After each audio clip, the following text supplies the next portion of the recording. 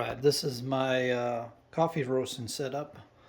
This is a temporary setup till like my drum roaster comes in. But what I got here is some green coffee beans. I measured out 3 ounces on my scale. And here are some beans that I roasted a little bit earlier.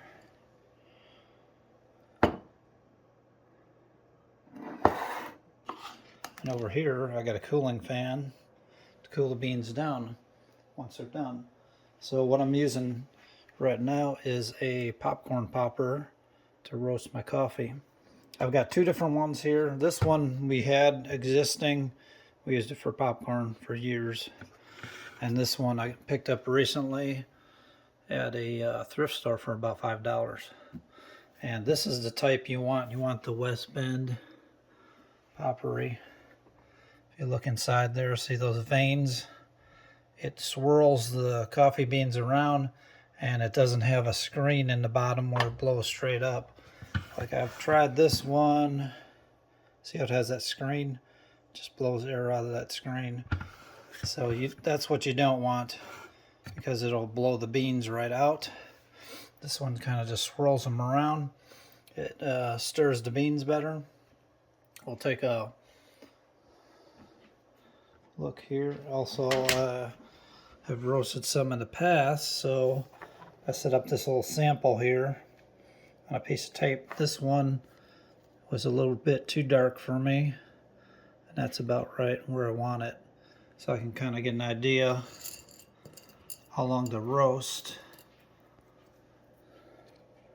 So it comes out pretty good. So with this particular popper, I end up roasting about 3 minutes and 10-20 seconds, depending on your beans, depending on the size of your beans you're using. These are kind of medium size. The Sumatra coffee. So I'm not preheating. You can't preheat your popper.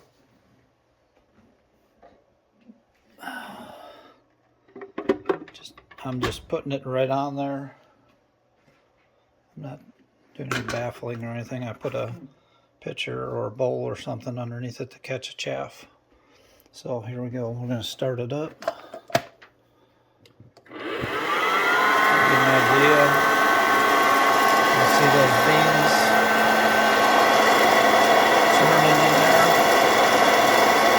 So it spins them pretty good, and then it blows the chaff out into this bowl. And I'm going to set a timer. 3 minutes.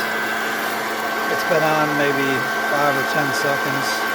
Beyond that 3 minutes, I'll cut back. And right now you can see the beans are still pretty green. Some people do this with the top off. Some do it with the top on. I'll have to keep it on there to catch the chaff. We'll check back in a minute, see how it's doing. Another thing, when you're roasting your beans, it's not a bad idea to do it in the kitchen under your hood vent. Turn your fan on high, and I'm cracking a window here to draw the air in, and then it sucks it back out. Get a little better flow that way. So it's been about a minute. Let's take a look at the beans. Starting to turn a little tan. They were green earlier.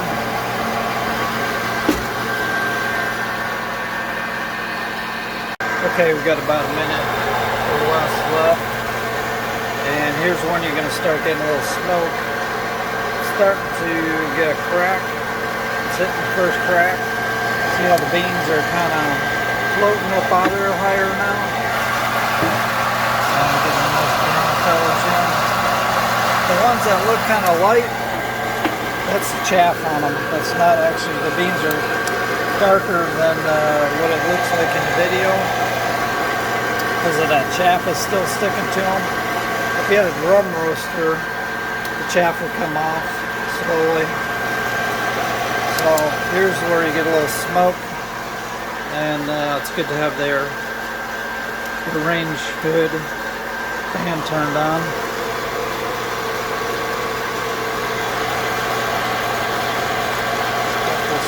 Okay, like 3 minutes is up.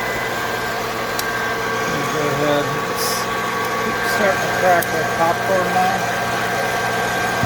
So that we're going to stop. See all the smoke coming off of there? This is where your smoke alarm will start going off. So that's kind of a medium roast. And I'm going to put it in this calendar here. And I'm going to turn the fan on. Cool those beans off. And their smoke alarm is going off. So it wouldn't hurt to have this under the hood vent too. That's what the next batch I roast, I'm going to put it under there. Since you can only roast 3 ounces at a time. Alright, so here we are. We got our 3 ounces of beans. So that's really good. For a popcorn popper roast, that's pretty good. Alright, so once you got your coffee roasted up, I like to put it in a glass jar, canning jar, and you can loosely put your lid on there, just kind of loosely. You can open it up once a day if you like, shake it, and just let that CO2 come out of your coffee beans, and you'll have a better tasting cup of coffee. Let these sit for about 2 or 3 days. Make yourself a cup of coffee. You can cook it. You can make coffee with these immediately if you want to, and it won't be too bad, but it will definitely improve in taste in about 2 or 3 days.